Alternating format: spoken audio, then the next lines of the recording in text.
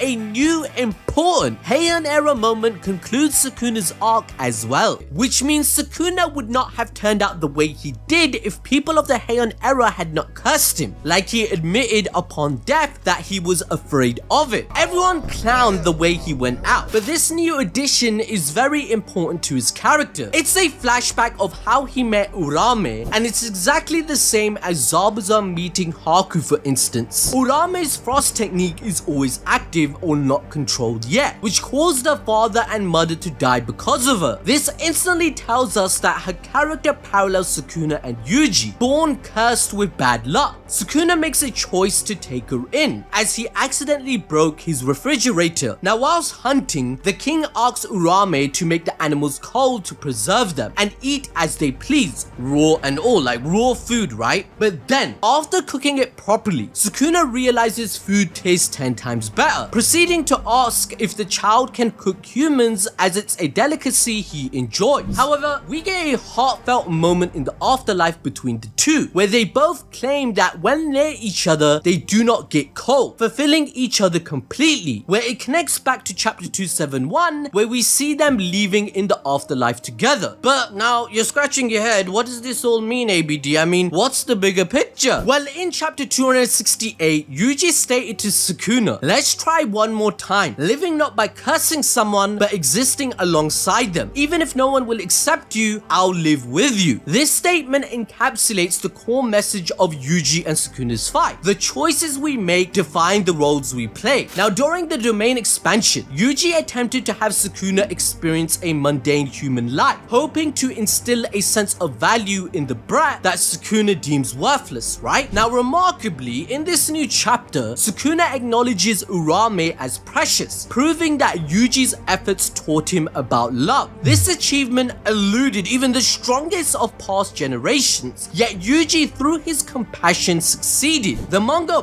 builds towards Yuji's ultimate mercy and the you are me moment with Sukuna's death, because in chapter 166, it's established that understanding human emotions means grasping their weaknesses, a revelation Sukuna experiences through his defeat and bonding with Urame in the afterlife. Yuji's domain expansion demonstrated that every human can choose their role, shaping a connection that leaves behind meaningful fragments of memory after death, which is exactly what's going on with Sukuna and Urame, realizing they fulfill each other as they both had bad luck and were born cursed. So just like Yuji said, you are me, highlighting their shared pain, their paths diverge due to circumstance, as it is also revealed that the grandpa was the person that had the same soul as Sukuna, but because Yuji had his grandfather, who is Sukuna's twin at this point, nurturing his presence, he turned out to be a good person, which proves once again that Sukuna didn't have to be bad. So this new epilogue confirms that Yuji's plea worked. In chapter 271, Mahito revealed Sukuna's actions were rooted in revenge against a society that scorned him. Born with a devoured twin, Sukuna was branded a monster and retaliated, embracing the curse others saw him as. Yet this life of retaliation was the result of fear, a fear that his curses defined him. The manga illustrates this crossroads with two women representing different paths for Sukuna, one being Urame. So Sukuna, he ultimately chooses to evolve, heading north to become a new version of himself. Yuji's final words, where remember in 271 he says it's all good now, signifying Sukuna's transformation, that he's not living as a curse but as a human, much like Choso, who redeemed himself by sacrificing for his brother. Mahito's remark that Sukuna has gone soft reflects his misunderstanding. Sukuna didn't change because of weakness, but because he lost Yuji's ideals. This marks the death of Sukuna's ego and the collapse of his flawed worldview, symbolized by the ray of light shining on his final finger. Love, as Yuji proves, is not worthless, it's transformative. As Mahito notes, history is written by the victor. Yuji's victory demonstrates that the better path is to be a good person who uplifts the world rather than destroy it. This is why by 2080, Yuda's descendants thrive, and it's a testament to the enduring truth that love and mercy always prevail.